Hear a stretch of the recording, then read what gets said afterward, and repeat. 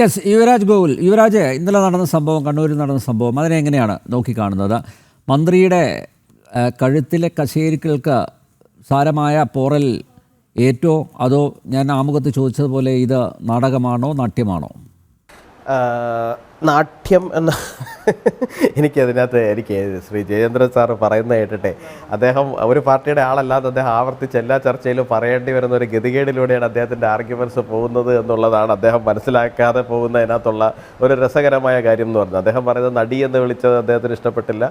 ശരിയാണ്, കോവിഡ് റാണി പോലുള്ള പദപ്രയോഗങ്ങൾ അത്ര സഭ്യമല്ല. പക്ഷേ അദ്ദേഹം അത് മാത്രമേ കേൾക്കുള്ളൂ. വളരെ സഭ്യമായിട്ടുള്ള, വളരെ സംസ്കാര സമ്പന്നമായിട്ടുള്ള മറ്റു ചില പ്രയോഗങ്ങളുണ്ടായിരുന്നു. എന്താ പരനാറി, കുലംകുത്തി, ഇത്തരത്തിലുള്ള പദപ്രയോഗങ്ങൾ ഉണ്ടായിരുന്നു. അത് അദ്ദേഹം കേട്ടിട്ടുണ്ടാവില്ല. അതുകൊണ്ടായിരിക്കും അദ്ദേഹം കോവിഡ് റാണിയിലേക്ക് മാത്രം ചുരുക്കിയെന്നാണ് തോന്നുന്നത്. അദ്ദേഹത്തിന് രാഷ്ട്രീയമില്ല കേട്ടോ, അതുകൊണ്ടാണ് അദ്ദേഹം മറ്റത് കേൾക്കാതെ പോയത്. അതവിടെ നിൽക്കട്ടെ. ഇന്നലത്തെ സംഭവം അല്ല, ഇപ്പോൾ ഈ പ്രതിഷേധം, ഇപ്പോൾ KSU എൻ്റെ ഏതെങ്കിലും ഒരു വ്യക്തി അദ്ദേഹവുമായിട്ടൊരു ചർച്ചയിലിരുന്നപ്പോൾ ഇതാണ് വിഷയം എന്ന് പറഞ്ഞതുകൊണ്ട് കേരളത്തിലെ ആരോഗ്യ മേഖല പൊതുവിൽ നേരിട്ട് കൊണ്ടിരിക്കുന്ന വിഷയത്തെ ആയിക്കോട്ടെ അല്ല അല്ല ആ സത്യം ആൾക്കാർക്ക് ബോധ്യപ്പെടുന്നുണ്ട് എന്നാണ് ഞാൻ അങ്ങയോട് പറഞ്ഞത്. അങ്ങ് അതിനകത്ത് വിഷമിക്കേണ്ട കാര്യമല്ല. അങ്ങയുടെ സത്യം ആൾക്കാർക്ക് കൃത്യമായി ബോധ്യപ്പെടുന്നുണ്ട് എന്നാണ് ഞാൻ അങ്ങയോട് പറഞ്ഞത്. മറ്റേ വിഷയമൊന്നും അതിനകത്തില്ല. ഈ ഏതെങ്കിലും ഒരു വിഷയത്തിലേക്ക് മാത്രം ചുരുക്കി കെട്ടി കൊണ്ടുവന്ന് നമ്മൾ ഒതുക്കേണ്ടുന്ന സാഹചര്യം ഇല്ല. കഴിഞ്ഞ ഒരു വർഷമായിട്ട് നിരന്തരമായിട്ട് കേരളത്തിലെ ആരോഗ്യ മേഖലയുമായി ബന്ധപ്പെട്ടിട്ട് നിരന്തരമായിട്ടുള്ള പരാതികൾ ഉയരുന്നുണ്ട്. രണ്ടാം പിണറായി വിജയൻ സർക്കാരിലെ പല മന്ത്രാലയങ്ങളും എടുത്തു കഴിഞ്ഞാൽ ഒന്നിനൊന്ന് മോശമാണെങ്കിലും അതിനകത്ത് ഏറ്റവും മോശമായിട്ട് കൈകാര്യം ചെയ്യുന്നത് എന്താണ് എന്ന് ചോദിച്ചു കഴിഞ്ഞാൽ അത് നിശ്ചയമായിട്ടും നമുക്ക് പറയാൻ വേണ്ടിയിട്ട് സാധിക്കും, അത് ആരോഗ്യ മേഖലയാണെന്ന്. മെഡിക്കൽ കോളേജിൽ ഒരു വകുപ്പ് മേധാവിക്ക് നേരിട്ടിറങ്ങി വന്നിട്ട് ആരോഗ്യ മേഖലയും തിരുവനന്തപുരം മെഡിക്കൽ കോളേജും ഇത്തരം സാഹചര്യങ്ങളിലൂടെയാണ് കടന്നു പോകേണ്ടുന്നത് എന്ന് പറയേണ്ടുന്ന സാഹചര്യം ഉണ്ടായിട്ടുണ്ട്. അന്ന് എന്താണ് മന്ത്രി തിരിച്ച് മറുപടിയായിട്ട് പറഞ്ഞത്? മന്ത്രി തിരിച്ചു പറഞ്ഞ മറുപടി എന്ന് പറഞ്ഞു കഴിഞ്ഞാൽ ഇവിടുത്തെ സിസ്റ്റം ശരിയല്ല എന്നുള്ളതായിരുന്നു. എന്താണ് സിസ്റ്റത്തിൻ്റെ തകരാറ് എന്ന് പറയുന്നത്? സിസ്റ്റത്തിൻ്റെ തകരാറ് എന്ന് പറയുന്നത് ഈ മെഡിക്കൽ കോളേജിലുള്ള പല സംവിധാനങ്ങളും ഈ പറയുന്ന പുറത്തു നിൽക്കുന്ന ഈ മെഡിക്കൽ കോളേജിലെ അഡ്വൈസറി ബോർഡുകളിൽ ഉൾപ്പെടെ കയറിയിരിക്കുന്ന പല സഖാക്കളുടെയും കറവ പശുവായിട്ട് മാറുന്ന സാഹചര്യം ഉണ്ടായിട്ടുണ്ട്. അപ്പോൾ ആ കറവ പശുക്കളായിട്ട് മാറിയിരിക്കുന്ന സംവിധാനത്തിനെ സംരക്ഷിച്ചു കൊടുക്കുന്നത് ഈ പറയുന്ന ആരോഗ്യ സംവിധാനത്തിന് അകത്തിരുന്നു കൊണ്ട് ഈ കാര്യങ്ങളെ അഡ്മിനിസ്ട്രേറ്റ് ചെയ്യുന്ന പല ആശുപത്രികളുടെയും സൂപ്രണ്ടുമാരും ഡോക്ടർമാരും ഒക്കെയാണ്. അപ്പോൾ ഈ സൂപ്രണ്ടുമാരും ഡോക്ടർമാരും ഒക്കെ നിരന്തരമായിട്ട് പല തരത്തിലുള്ള വീഴ്ചകൾ വരുത്തുന്നുണ്ട്.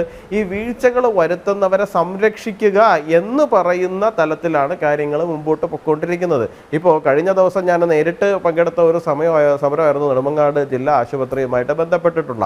അവിടെ ഡോക്ടർ ബിന്ദു സുന്ദർ എന്ന് പറയുന്ന ഒരു വ്യക്തിക്കെതിരായിട്ട് നമ്മൾ സമരം ചെയ്യുന്ന സമയത്ത് അവിടെ ഉണ്ടായിരുന്ന സൂപ്രണ്ട് ആവട്ടെ, അവിടെ എത്തിയ DMO ആവട്ടെ, അവിടെ ഉണ്ടായിരുന്ന അവിടെ വന്ന DHS ആവട്ടെ, ഏത് തരത്തിലുള്ള നിലപാടാണ് സ്വീകരിക്കുന്നത് നമ്മൾ കണ്ടതാണ്. വളരെ ധാർഷ്ട്യത്തോടു കൂടി അവരെ സംരക്ഷിക്കും എന്നുള്ള നിലപാടാണ് എടുത്തത്. ഒടുവിൽ അന്വേഷണ റിപ്പോർട്ട് പുറത്തു വന്നപ്പോൾ എന്ത് സംഭവിച്ചു? ആ ഡോക്ടറിൻ്റെ ഭാഗത്തുനിന്ന് ഗുരുതരമായിട്ടുള്ള വീഴ്ച വന്നിട്ടുള്ളത് കൊണ്ടാണ് ആ കുഞ്ഞ് നഷ്ടപ്പെടുന്ന സാഹചര്യം ഉണ്ടായത് എന്നുള്ള യാഥാർത്ഥ്യം പുറലോകം അറിഞ്ഞു. കുറച്ച് നാളുകൾക്ക് മുമ്പ് ഇതേ ഡോക്ടർ സർജറി നടത്തിയിട്ടുള്ള ഒരു സ്ത്രീയുടെ മലാശയം മുറിഞ്ഞു. ആ സ്ത്രീ ജീവിതകാലം മുഴുവൻ അനുഭവിക്കണം. ആ സ്ത്രീ ആ തെറ്റ് ജീവിതകാലം മുഴുവൻ അവർ ശരീരത്തിൽ വെച്ച് അനുഭവിക്കേണ്ടതാണ്. അപ്പോൾ അന്ന് നമ്മൾ ഇവർക്കെതിരെ സമരം ചെയ്തു, ഇവർക്കെതിരെ നടപടിയെടുക്കാൻ വേണ്ടി തയ്യാറായില്ല. പകരം എന്താണ്, മറ്റൊരു ജീവൻ പോകുന്ന സാഹചര്യം വരെ ഉണ്ടാകേണ്ടി വന്നു. അത് ഞങ്ങൾ അത്രയും കടുത്ത രീതിയിൽ സമരം ചെയ്യേണ്ടുന്ന സാഹചര്യം ഉണ്ടായതുകൊണ്ട് മാത്രം ആ ഡോക്ടർക്കെതിരെ നടപടിയെടുത്തു. അപ്പോൾ ഇത് ഒരു നെക്സസ് ഇവിടെ പ്രവർത്തിച്ചുകൊണ്ടിരിക്കുകയാണ്. ആ നെക്സസ് എന്ന് പറയുന്നത് ഈ ആരോഗ്യ മേഖലയുമായിട്ട് ഇതിൻ്റെ അഡ്വൈസറി ബോർഡുകളിൽ കയറിയിരിക്കുന്ന അല്ലെങ്കിൽ ആ പ്രാദേശികമായിട്ടുള്ള MLA മാർ ഉൾപ്പെടുന്ന സംവിധാനം ഈ പറയുന്ന കറപ്റ്റഡ് ആയിട്ടുള്ള ആൾക്കാരെ പ്രൊട്ടക്ട് ചെയ്യുന്നുണ്ട്. പകരം അവരിൽ നിന്ന് തിരിച്ചൊരു കമ്മീഷൻ മണി ആവട്ടെ, അല്ല എന്നുണ്ടെങ്കിൽ ബിസിനസ് പരമായിട്ടുള്ള താല്പര്യങ്ങളാവട്ടെ ഈ പറയുന്ന സഖാക്കൾക്ക് പ്രാദേശികമായിട്ട് കിട്ടുന്നുണ്ട്. ഒരു ഉദാഹരണം ഞാൻ പറഞ്ഞു നിർത്തിത്തരാം. അത് നിർത്തുന്നില്ല, ഞാൻ ഉദാഹരണം പറഞ്ഞു തരാം. ഇപ്പോൾ നിങ്ങൾ ഈ പറയുന്ന പല ജില്ലാ ആശുപത്രികളിലേക്കും വന്നു നോക്കിക്കഴിഞ്ഞു കഴിഞ്ഞാൽ ആശുപത്രി സംവിധാനങ്ങളുടെ കാശ് ഉപയോഗിച്ച് വാങ്ങിച്ചിട്ടിരിക്കുന്ന പല സംവിധാനങ്ങൾ, ആംബുലൻസ് സർവീസുകൾ ഉൾപ്പെടെ കാട് കയറി കിടക്കുന്നത് നിങ്ങൾക്ക് കാണാൻ കഴിയും. നിങ്ങൾ നെടുമങ്ങാട് ജില്ലാ ആശുപത്രിയിലേക്ക് മാത്രം നോക്കിയാൽ മതി. പകരം അവിടേക്ക് പലരുടെ ആംബുലൻസുകൾ അവിടെ വന്ന് ഓടുന്നുണ്ട്. അതിൻ്റെയൊക്കെ വാടക ആർക്കൊക്കെയാണ് പോകുന്നതെന്ന് നോക്കിയാൽ നിങ്ങൾക്ക് മനസ്സിലാകും ഈ സിസ്റ്റം എവിടെയാണ് പിഴച്ച് കിടക്കുന്നത് എന്നുള്ള കാര്യത്തെ കുറിച്ചിട്ട്. അപ്പോൾ സ്വാഭാവികമായിട്ടും ആരോഗ്യ വകുപ്പ് മന്ത്രിക്കെതിരായിട്ടല്ലാതെ നമുക്ക് അമേരിക്കൻ പ്രസിഡന്റിനെതിരായിട്ട് പോയി പ്രതിഷേധിക്കാൻ വേണ്ടിയിട്ട് സാധിക്കില്ല. അപ്പോൾ ആരോഗ്യ വകുപ്പ് മന്ത്രിക്കെതിരായിട്ട് പ്രതിഷേധങ്ങൾ ഉണ്ടാവും. ആ പ്രതിഷേധങ്ങൾ ജനാധിപത്യപരമായിട്ടാണ് ഉണ്ടാകുന്നത്. കരിങ്കൊടി കാണിക്കുക എന്നൊക്കെ പറയുന്നത് എല്ലാ രാഷ്ട്രീയ പ്രസ്ഥാനങ്ങളും ചെയ്യുന്നതാണ്. പിൽക്കാലങ്ങളിൽ CPM ചെയ്തിട്ടുണ്ട്, SFI ചെയ്തിട്ടുണ്ട്, DYFI ചെയ്തിട്ടുണ്ട്, ABVP ചെയ്തിട്ടുണ്ട്, യുവമോർച്ച ചെയ്യാറുണ്ട്, KSU ചെയ്യാറുണ്ട്, യൂത്ത് കോൺഗ്രസ് ചെയ്യാറുണ്ട്, ഇനി ദേശീയ പാർട്ടികൾ അല്ലാത്ത പാർട്ടികൾ ചെയ്യാറുണ്ട്. ഇത് സ്വാഭാവികമായിട്ടുള്ള ഒന്നാണ്. കഴിഞ്ഞ ദിവസം ഞാൻ ഒരു കാഴ്ചക്കാരൻ എന്നുള്ള നിലയിൽ ഞാൻ ആ വീഡിയോയും വാർത്തയും പലതരത്തിലും നമ്മൾ കാണുന്ന സാഹചര്യം ഉണ്ടായി. ഈ KSUവിൻ്റെ പ്രവർത്തകർ ഞാൻ കാണുമ്പോൾ ഇവർ കരിങ്കൊടിയായിട്ട് അകത്തേക്ക് കയറുന്നു, പോലീസ് അവരെ അവിടെ നിന്ന് പിടിച്ചു മാറ്റാൻ വേണ്ടിയിട്ട് ഒരു ഇതുണ്ടാകുന്നുണ്ട്, ഒരു ക്യാവസ് ഉണ്ടാകുന്നുണ്ട്. അപ്പോഴും നമ്മുടെ ആരോഗ്യമന്ത്രി വളരെ ബോൾഡായിട്ട് അവിടെ അങ്ങനെ നിൽക്കുകയാണ്, അവരോട് വരാൻ പറയും എന്നൊക്കെ പറഞ്ഞുകൊണ്ട് ഈ ആരോഗ്യ ശരിയാണ് KSU പ്രവർത്തകരുമായിട്ടല്ലെങ്കിലും പോലീസുമായിട്ട് ഒരു ഉന്തും തള്ളും ഈ പറയുന്ന മന്ത്രിക്ക് ഉണ്ടായിട്ടുണ്ട്. ഈ ഉന്തും തള്ളും മന്ത്രിക്ക് ഉണ്ടാകുന്നത് എന്താണ്? മന്ത്രിയെ രക്ഷിക്കാൻ വേണ്ടി പിടിച്ചു മാറ്റുന്നതല്ല, പകരം മന്ത്രി എന്തോ ഞാനിപ്പോൾ പോയി എല്ലാവരെയും തല്ലും എന്ന് പറഞ്ഞുകൊണ്ട് മന്ത്രി ചാടി ഇറങ്ങുമ്പോൾ ഇവരെ പിടിച്ചു നിർത്താൻ വേണ്ടിയിട്ട് മാഡം പ്ലീസ് പോകരുത് പ്ലീസ് എന്നൊക്കെ പറഞ്ഞുകൊണ്ട് പിടിച്ചു നിർത്തുന്നതിനിടയ്ക്ക് ഇനി അവർക്ക് എന്തെങ്കിലും അവരുടെ ആരുടെയെങ്കിലും കൈ അവരുടെ കഴുത്തിൽ കയറി തട്ടി എന്നുള്ളതാണ് ആയിരിക്കാം, എനിക്കറിയില്ല.